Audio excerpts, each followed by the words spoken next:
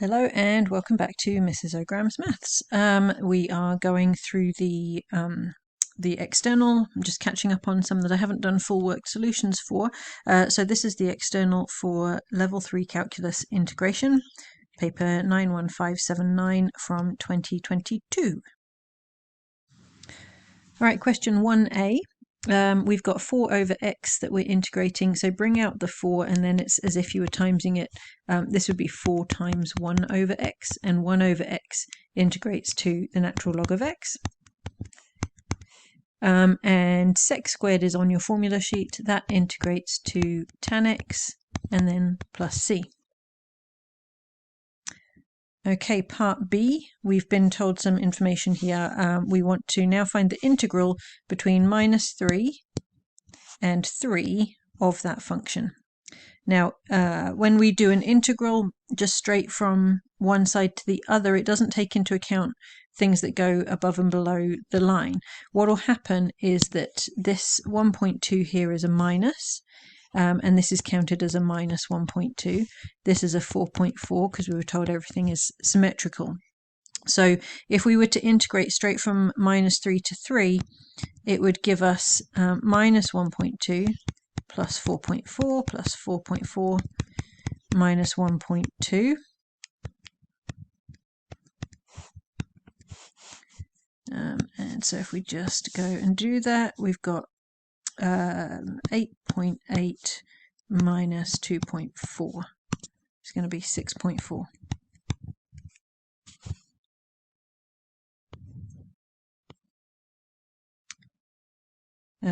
Did just notice a little bit that hasn't come out on the printing. That was a -3 up to 3 there.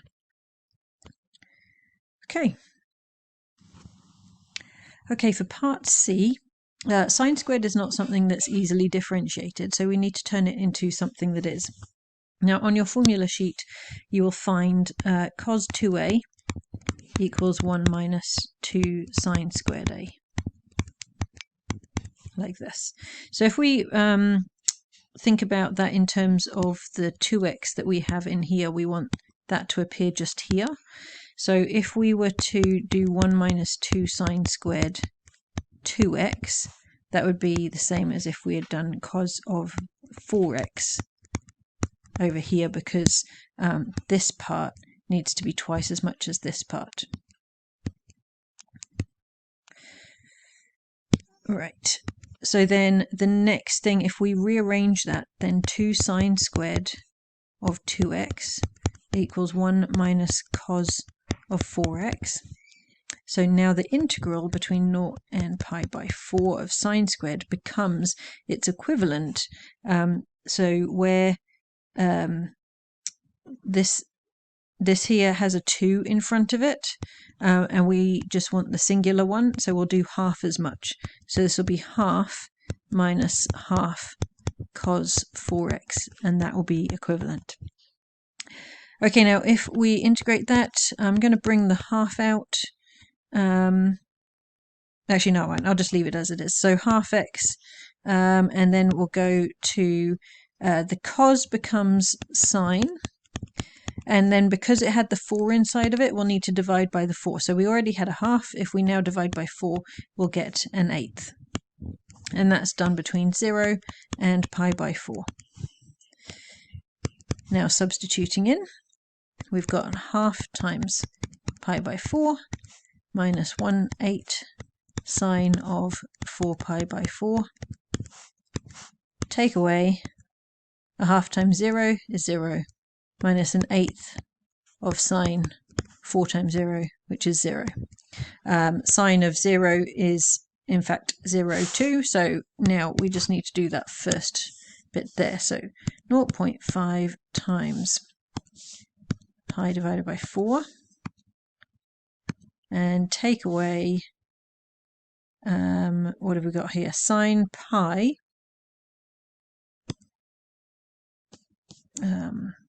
so I'm losing my pieces, divided by 8. So that comes to 0.393, which incidentally is equal to pi by 8 if you did it by hand more algebraically without using your calculator to work it out. Either one of those answers is fine and would be accepted. Okay, for part D, we've got the area of this shaded piece here equal to 8. So we're going to use that information on the integral. I'll just rewrite the equation here. It's going to be the same as if we did it in this form like that. So now if I integrate that function, that will give us the area under the curve, and we're doing it between 1 and k. So if we raise that power by 1, we get a half. The 4 gets divided by a half as the new power. And so 4 divided by a half would be 8. But then because of the 3 inside and we're doing reverse chain rule, we also need to divide by the 3. So that'll be 8 over 3. And we're doing that between limits of 1 and k, and setting that equal to an area of 8. Right, so we can substitute that in. I'm going to take the 8/3 out as a factor. Then we would go 3k minus 2 to the half minus 3 minus 2 to the half by substituting in the 1 and the k, set it equal to 8. Now, the 8 on this side will cancel with the 8 on that side, and I'm also going to bring the 3 over and multiply it. So now we have the square root of 3k minus 2 minus, well, 3 minus 2 is 1, to the power of a half is still going to be 1, and that's equal to 3. So now we have 3k minus 2 equals 4. So 3k is equal to, oh wait, I missed a square root there. So there we go, 3k minus 2 is equal to 16. 3k equals 18, so k equals 6.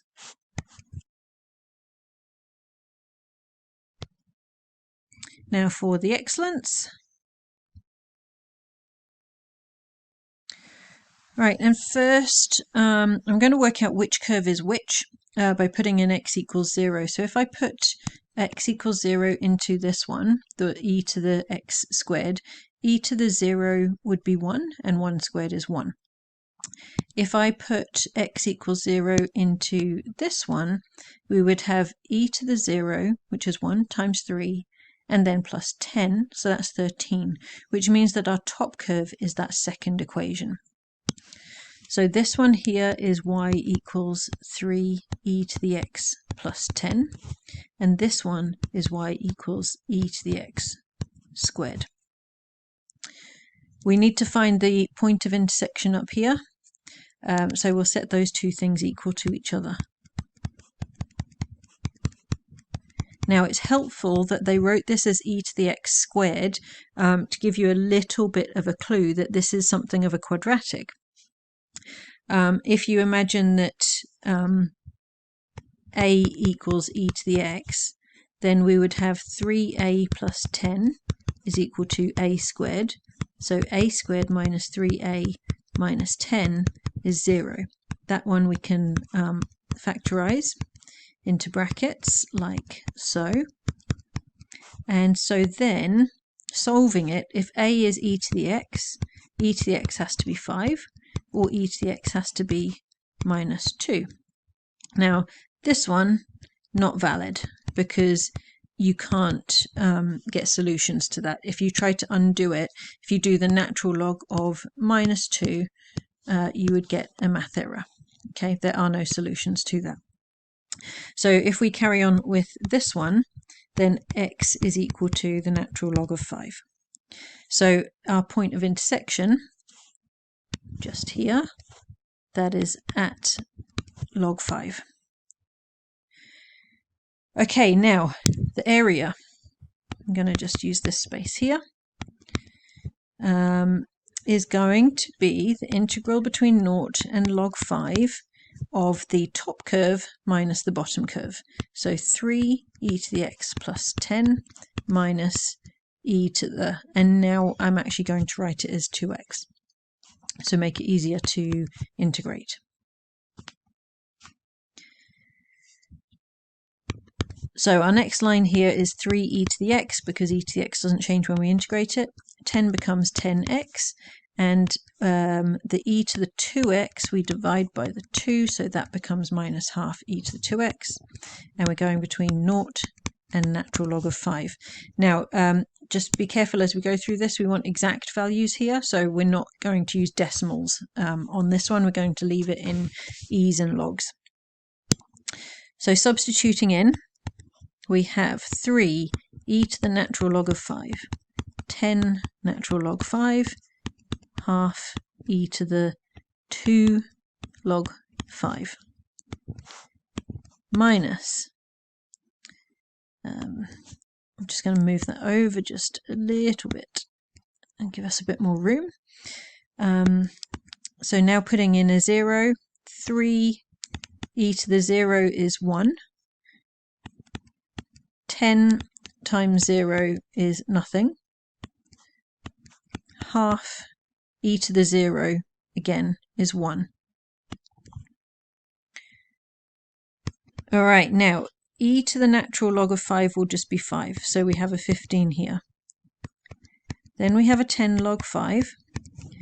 Now in this one, let me just do it over to the side a little bit just to explain what I'm doing. That half e to the 2 log 5, if we use log laws, it'll be e to the log of 5 squared. Now the log and the e cancels, so that leaves us with half, well, negative half, times by 25. So we have a minus, let's turn that back to green, minus 25 over 2, minus 3 plus a half. So now just getting those pieces together, we would have a 15 minus 25 over 2 minus 3 plus half gives us 25. No, it doesn't, because I've made a mistake. So over here, this should have been a minus. It didn't feel right. So that comes to the numbers part of that without the log in it is now cancelled out, and it's 0. So all we're left with is the 10 log 5. Okay, integrating question 2. E to the 3x itself doesn't change, but we divide through by the 3 for chain rule. Remembering that square root of x is x to the half. So if we increase the power, increase the power by 1, that'll be 3 over 2, and we divide by the new power, or times by its reciprocal, is equivalent, like so. Right, part B. Given the value of k, or find the value of k given that this is true. Remembering that, so this here would be equal to 2x to the minus a half. So I am integrating 1 to k, 2x to the minus half dx. And then afterwards we'll set it equal to 8. So increase the power by 1, we get a half. Divide by the new power and we get 4. Put in the limits of 1 and k and set it equal to 8. So 4 root k minus 4 root 1 will equal 8. Well, 4 root 1 is just 4, so 4 root k equals 8 plus 4, so that's 12. Root k equals 3, so k is 9. Right, part C, we've got a differential equation, and we need to separate some variables. So bring all the y stuff to one side, and the x's to the other. and that ends up looking like this. And then we will integrate both sides. So the y raised the power by 1, we get y cubed, divide by the new power, so 3 divided by 3 is 1. 1 over x minus 1 is becomes the natural log of x minus 1, and then plus c. Oh, it's not tidy, hold on. There we go. Now we are told that when y is 1, x is 2, so we can use that to find c. So 1 cubed, minus 1 cubed is equal to the natural log of 2 minus 1 plus c. So minus 1 cubed is minus 1. Log of 2 minus 1 is log 1. And log of 1, you can check, is 0. So c equals minus 1. Now find the x values which give a y value of 1. So next section of this. So if y equals 1, then that gives us 1 cubed equals natural log x minus 1 minus 1, since we worked out c as minus 1. So log of x minus 1 is equal to 2. So x minus 1 is e to the 2, or x is e squared plus 1. You don't need to put that as a decimal. Okay, part D looks like kinematics, because we've got acceleration and velocity. So we're told something about acceleration and something about velocity, and in the end we want to find a distance. So we're going to need to integrate twice on this one. So let's start by integrating integrating acceleration to find velocity. So if we integrate the function of at, then we will be integrating 0.9 e to the 0.3t dt. Now that is e to the 0.3 doesn't change. The 0.9 will divide by the 0.3 for reverse chain rule, so that's a 3. And we have a constant.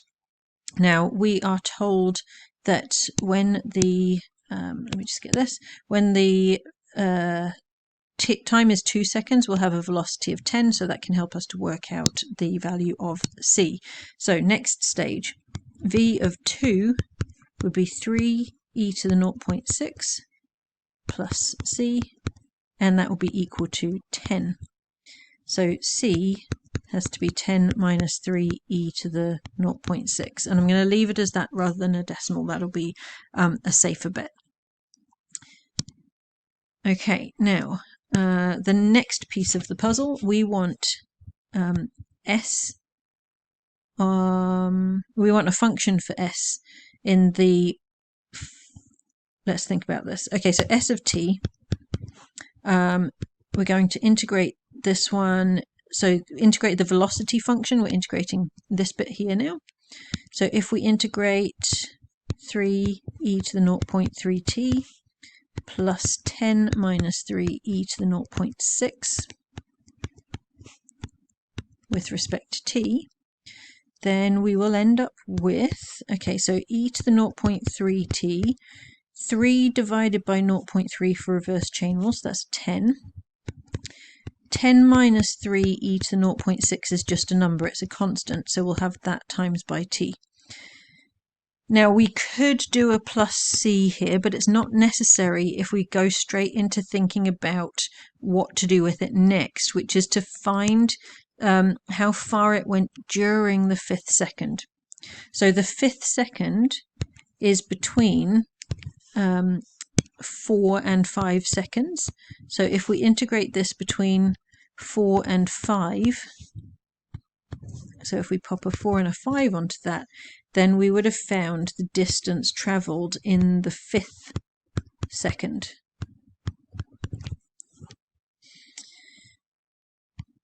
Okay, so now substituting in, we will have 10 e to the 5 times 0.3 which is 1.5,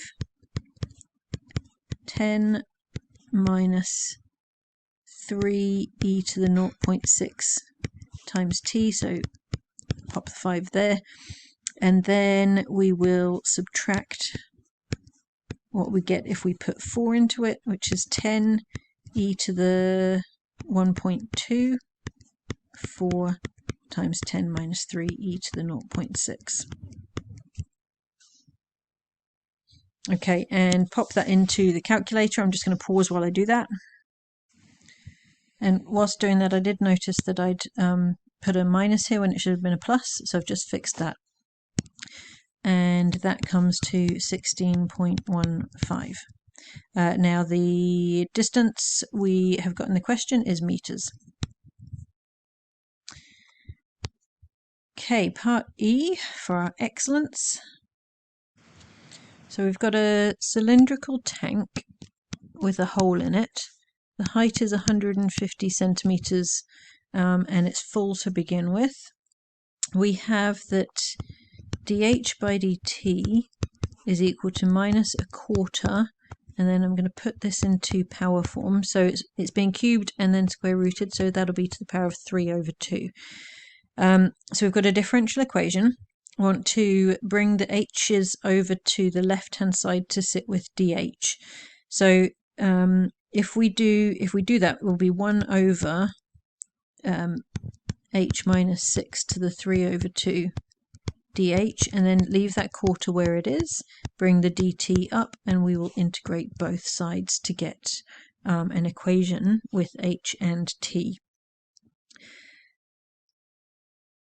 Now, if we take that h minus 6 over 3 over 2 being 1 over, that's the same as if I'd written h minus 6 to the power of minus 2 over 3. So if we increase that power by 1, we will get h minus 6 to the minus a half, and divide by the new power, so we're dividing by negative a half, gives us an answer of minus 2. On the right hand side, that'll just be minus a quarter t plus c. Okay, let's see what information we have in the question to help us with that. And it's this bit here that we started at 150 centimeters at the beginning, so when t was 0. So when t is 0, h is 150. I'm just going to tidy up what we have on this equation first, though. So this would be minus 2 over the square root of h minus 6 is equal to minus t over 4. Well, the minuses can cancel. C is just a constant that's holding a place at the moment, so that doesn't change. And now we can sub in h and t.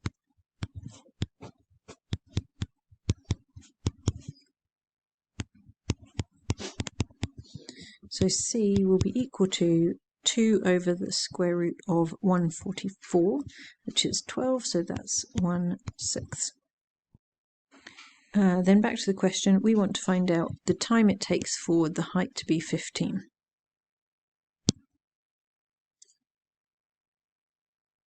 So 2 over a height of 15 minus 6 square rooted is equal to t over 4 plus 1/6. Go through and solve that, and t is 2. On to question 3. We're integrating this one. It is reverse chain rule. So we have 2x plus 5. We'll raise it to the power of 4.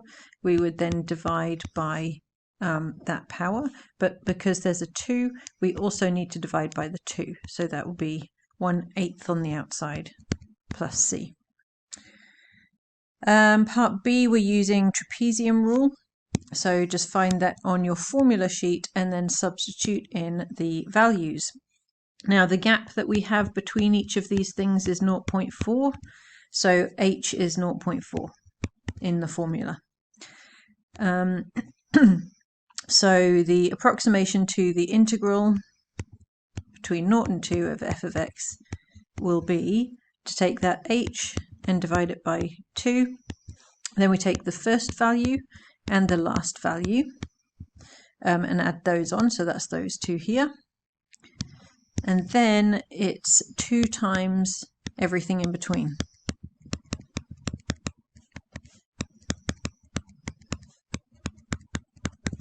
And if you pop that into a calculator, you get 8.92. Okay, for part C, we need to do a bit of rearranging of this expression. As it is right now, we can't integrate that. So we will turn that integral into doing some algebraic juggling. So it's going to be, we have x minus 3 on the bottom. So I can write 4x minus 3 on the top. That would get me 4x minus 12, but we want minus 5. So we need to add 7 to make it equivalent. Which means that this is the same as if we do that. Okay, I won't skip a step, I was about to. So separate out those two pieces and we have this. That cancels with that and just leaves us with the 4. So if we integrate 4, we get 4x. If you integrate 7 over x plus 3, bring out the 7, and then it's 1 over x minus 3, which is log of x minus 3. Now we're doing that between the values of 5 and 8. So if we sub that in, we get 32 plus 7 log of 5. Minus 20 plus 7 log of 2. So we pop that in the calculator.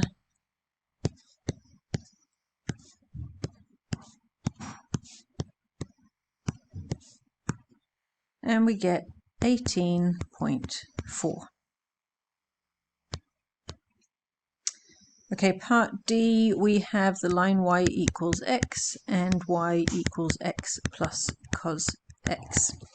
We need to find the shaded area, which means we will subtract the two functions and integrate between the intersection points. So we need these two intersection points, so we need the x values of those. We do that by setting our two y equations equal to each other. So we end up with cos x equals 0. So x in this context, we're going for the first solution to the left of 0 to get this one, and the first solution to the right of 0 for when cos x equals 0, and that is when x is minus pi by 2 and pi by 2. And if you're not sure of those, just go to your calculator, do inverse cos of 0 to help you remember what that is. And if you don't like working in radians, just think of it in degrees first. So we could do that, it's 90 degrees, and then turn it into radians, which is pi by 2. And then use the symmetry of cos to know that the next one would be minus pi by 2. Okay, so now the area will be, if we do the top one, which is x plus cos x, and we subtract the bottom one, which is the line of x, and we're integrating it between minus pi by 2 and pi by 2. I've squished that up a little bit. Let's just, there we go. Okay, so next stages is the integral of this function. Well, the x and the minus x cancel, so we're just integrating cos x. Cos x integrates to sine x, and we're doing it between minus pi by 2 and pi by 2. So sine of pi by 2 minus sine of minus pi by 2. So over to the calculator, just pop it back into radians. Here we go. So sine of pi divided by 2 minus sine of negative pi divided by 2 equals 2.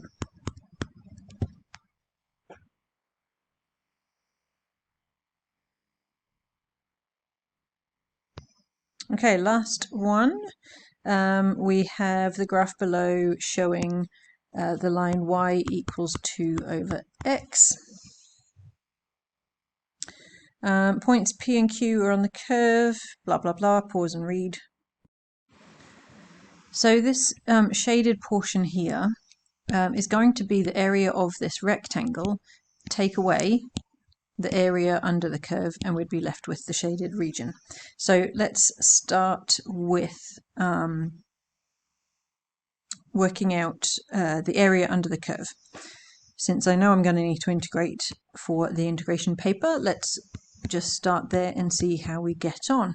So this will be integrating 2 over x dx in between k and 2k. Right, 2 over x is 2 log x between k and 2, oh, not 2k, 3k. Whoops. There we go. Now if we substitute in, we get 2 log 3k minus 2 log k. If I take the 2 out, it's like this, and if I use laws of logs, that's 3k over k, which just cancels to 3. So the area under the curve is 2 log 3. This bit just here is 2 log 3. Now we need the area of the rectangle, and then we can take away the 2 log 3. So the area of the rectangle will be the base, which is 2k, times the height. Well, this height here, that will give me the height of the rectangle. Now that is the y value when we put in x equals k. So the height there will be 2 over k. So the shaded area will equal the area of the rectangle, so that's 2k times 2 over k, base times height, take away the area under the curve that we just worked out.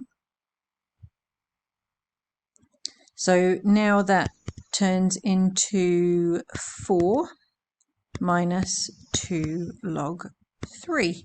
And just going back to the question, can be written in this form. So from there we can say A equals 4, B equals minus 2, C equals 3. Now if you came across this video because you're doing some practice for the externals coming up, take a look at the other stuff I've got on my channel, especially the merit a day questions that will help you with some practice in the lead up to the exams.